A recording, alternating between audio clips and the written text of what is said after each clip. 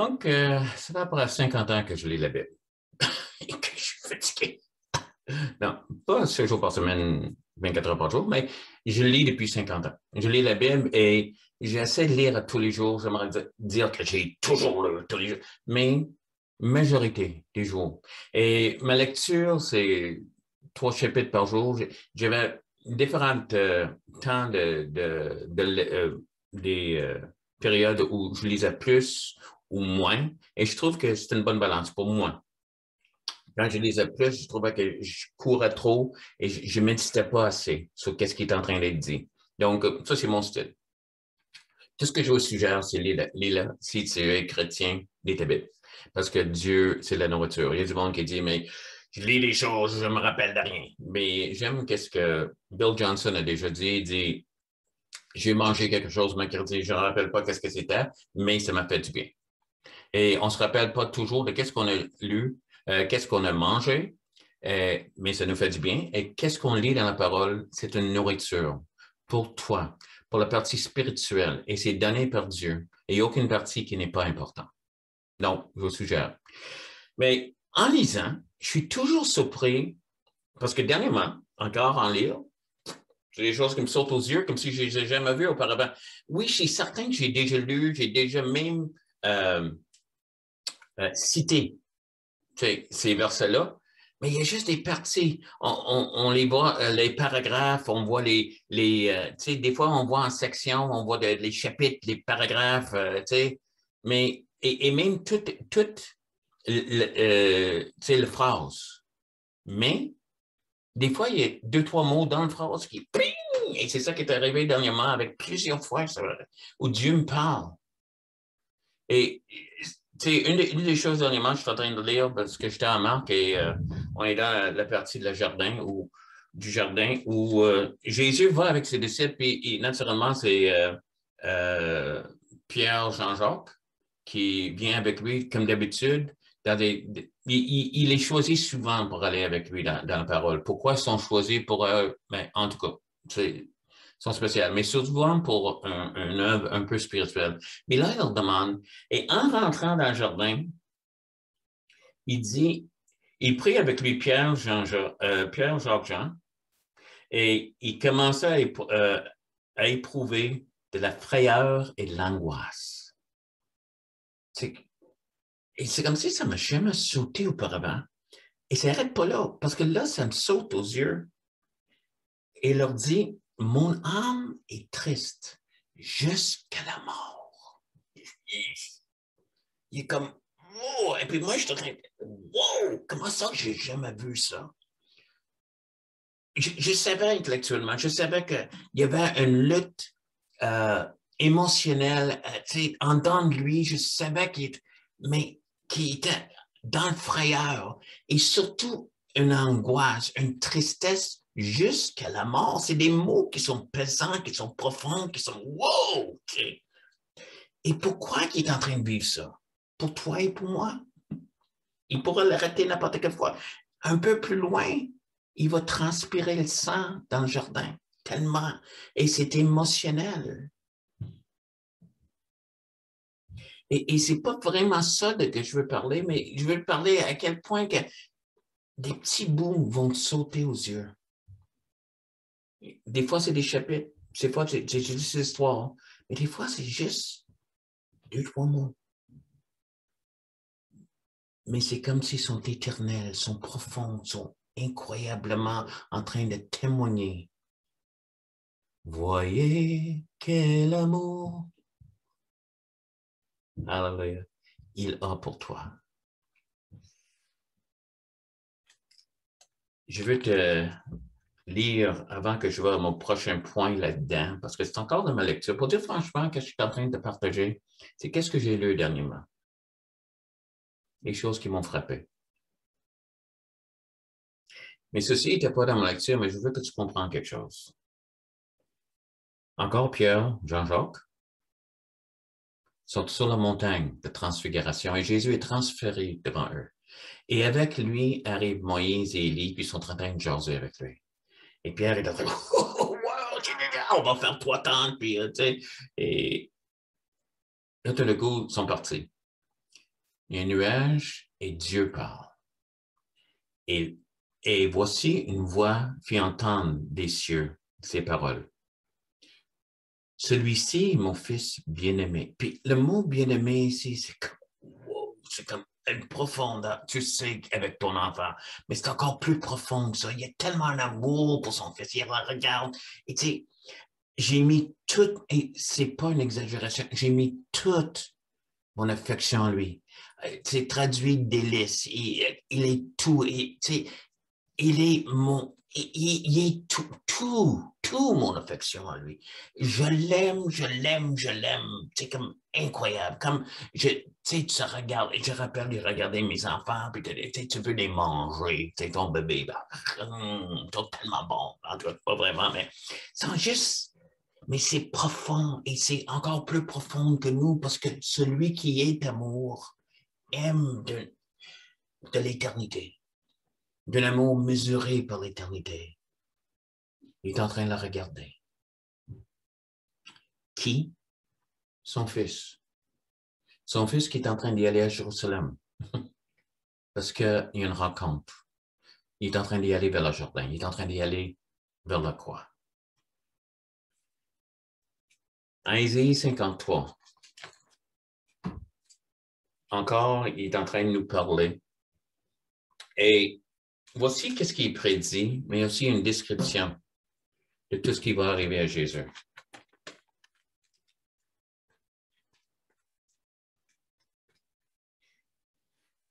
Mais il était blessé pour nos péchés, brisé pour nos iniquités. Le châtiment qui nous donne la paix est tombé sur lui. Et c'est par ses meurtrissures que nous sommes guéris. Nous étions tous errants comme des brebis, chacun suivant sa propre voie. Et l'Éternel a fait retomber sur lui l'iniquité de nous tous. Il a été maltraité, opprimé. Il n'a point ouvert la bouche, semblable à un agneau qu'on mène à la boucherie. Un brebis muet devant ceux qui le tondent. Et il n'a point ouvert la bouche. Il a été enlevé par l'angoisse et le châtiment, et parmi ceux de cette génération qui a cru qu'il a été retranché de la terre des vivants et frappé pour les péchés de mon peuple. On a mis son sépulcre parmi les méchants et son tombeau avec les riches, quoiqu'il n'eût point commis de violence et qu'il n'y ait eu point de fraude dans sa bouche. Comprends-tu pourquoi il ressentait cette tristesse jusqu'à la mort? Pourquoi il y avait la frayeur? Parce que Jésus était un homme. Il avait mis de côté sa divinité. Il était Dieu, mais la Bible dit qu'il a mis de côté sa divinité. Donc, il vivait tout comme un homme. Et voici qu'est-ce qu'il savait qui allait arriver.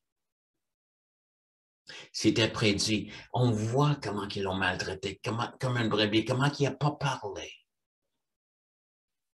Et ça, c'est qu'est-ce que Jésus a su faire.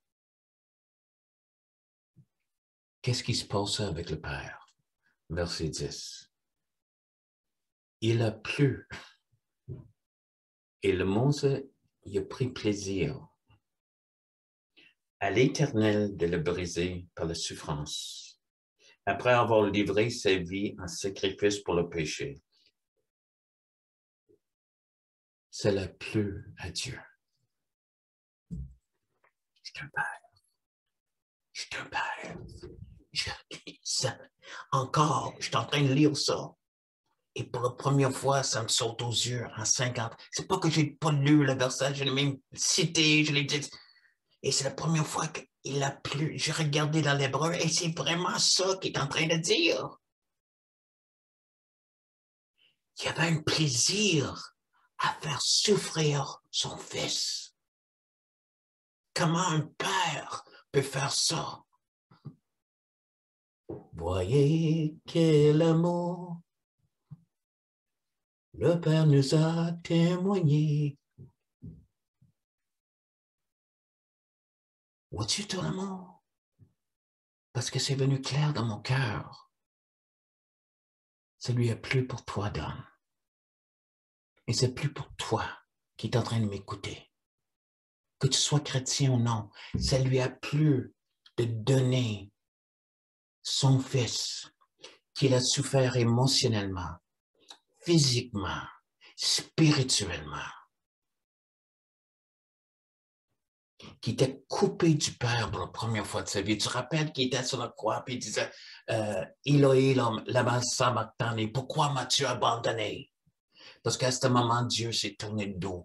Il fallait pour tes péchés et pour les miens.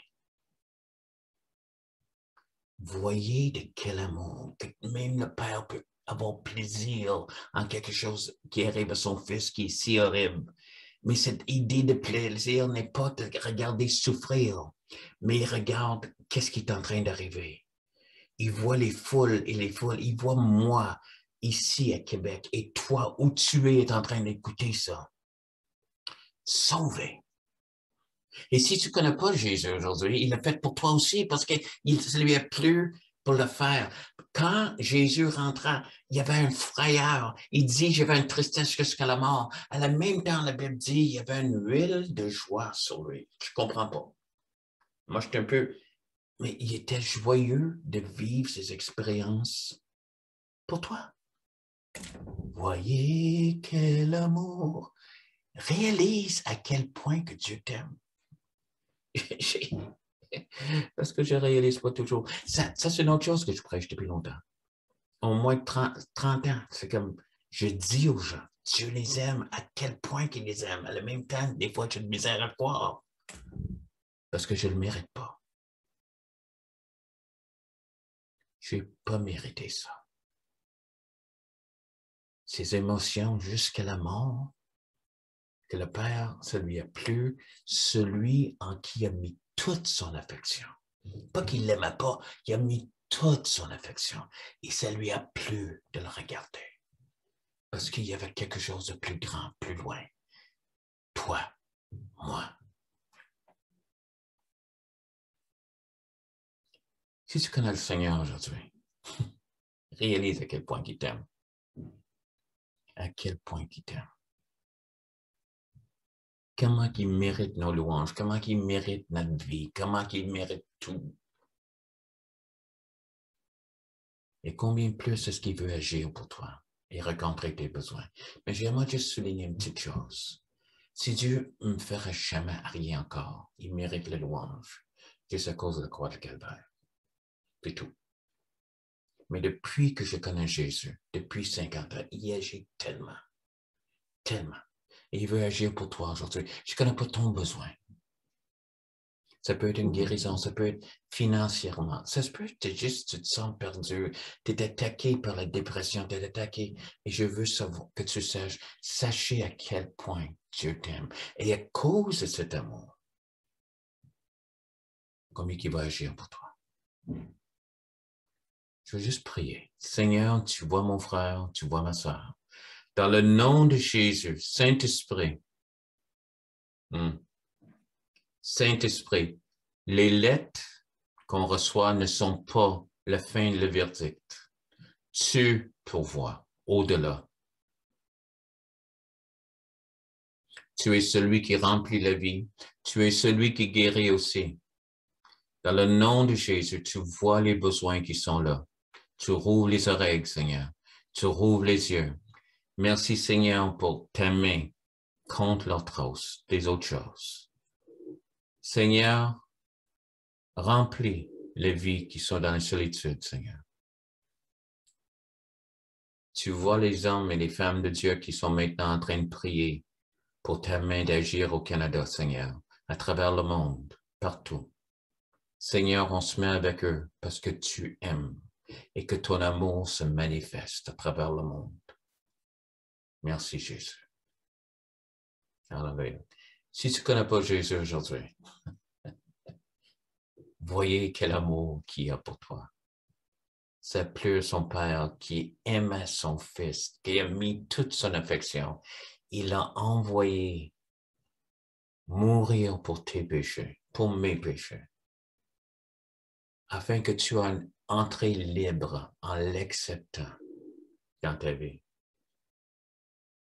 Il t'aime et je veux que tu saches que tu permets à cet amour de se manifester dans ta vie.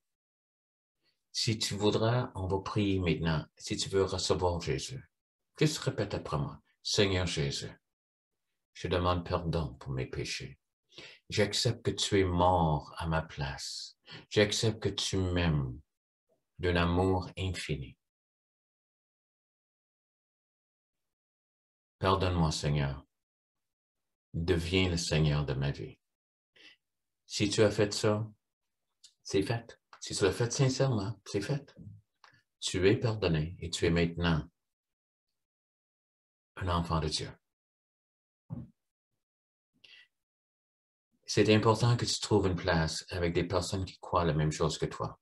Et si tu as besoin d'aide avec ça, juste contacte-moi. Tu vois mon adresse courriel.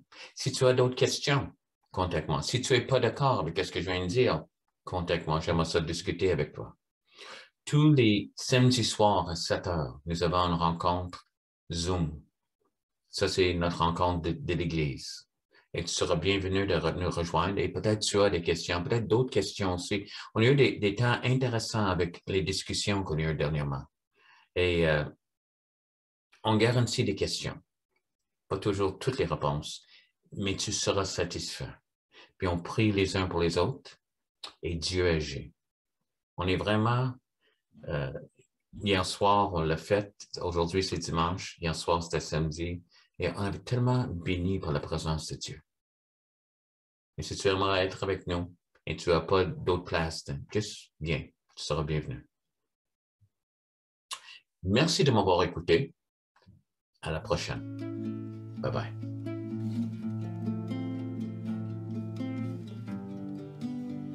Quand on cherche sincèrement, il y a des réponses qui s'offrent à nous. Comment peut-on concevoir, accepter que toutes les autres... OK. Est-ce que quelqu'un d'autre a une réponse? Écoute, non plus, je ne suis pas 100% avec ça. C'est la réponse. Qu'est-ce que vous pensez? J'avais pas de réponse. As-tu d'autres idées? J'ai une réponse. On t'invite à rejoindre. Et si tu as des questions, tu peux les poser. Mais Dieu t'aime. Rappelle-toi, ça, c'est la conclusion qu'on a.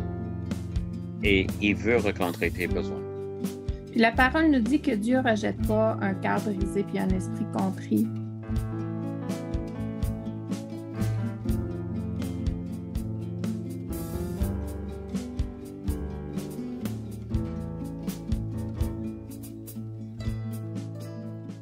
Sois le bienvenu.